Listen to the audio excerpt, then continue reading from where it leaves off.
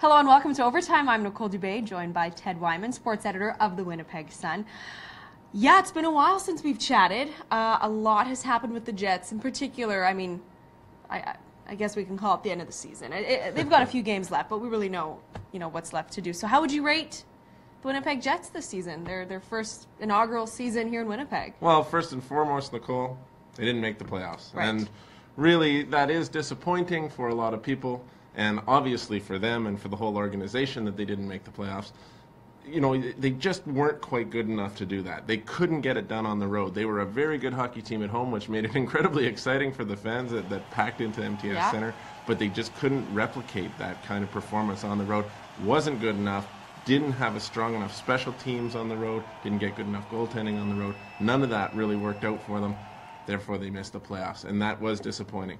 But how would I rate their season overall? Well, it was an immense success because they were here. The Winnipeg Jets came back, and they played at MTS Center before 15,004 fans every single night. They were the loudest, most passionate fans in the NHL. The players recognized it.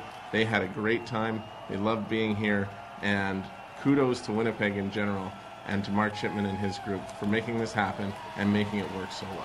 Absolutely. I don't think anyone would disagree with that. And I think when it comes to their performance on the road, it's something that obviously, hopefully, that they learn from and they move on next season with that.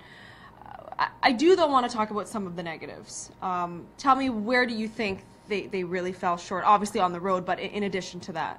Well, obviously, the biggest thing on the road was that they didn't get, they couldn't score on the power play at all. They played a scrambly type game. They didn't play their own game ever on the road. They would go out there and just fall into whatever trap the other team wanted them to play. And you saw that when they went and played really good teams like Pittsburgh played really well. Or Detroit. Well, no, on the road, though, when they went and played Pittsburgh or Detroit or anybody like that, they couldn't keep up with them. Oh, right. They just tried to skate with them and they couldn't do it. And that really killed them. So that, I would say, is something that the coaching staff is going to have to take into next season and say, we have got to get a group in here, and the management of the team, we got to get a group in here that can handle itself when it gets into those kind of situations and play its own game, play the style that we've been teaching and preaching, and stay within that, and then they can be successful. They did do it for a while on the road this season, but they weren't able to sustain it over the course of the year. And I don't think we can ignore the fact that, not just an inaugural season for the fans and for the team, but just like the management in general, the staffing. I mean, it's, yes, the Manitoba Moose, they were here before, but we can't ignore that this was different for True North, no? Oh, well, of course it was. It was a learning experience for all of them, They'd never owned an NHL team before, and they brought in a GM who had never been a GM in the NHL before, and Kevin Cheveldayoff, a coach who had been only an interim coach in the NHL before, and Claude Noel. All of them had to learn. There's a learning curve, no question. Learning curve with the entire team. They ended up with more points than they had last year, and that's a positive. Yes. Still didn't make the playoffs.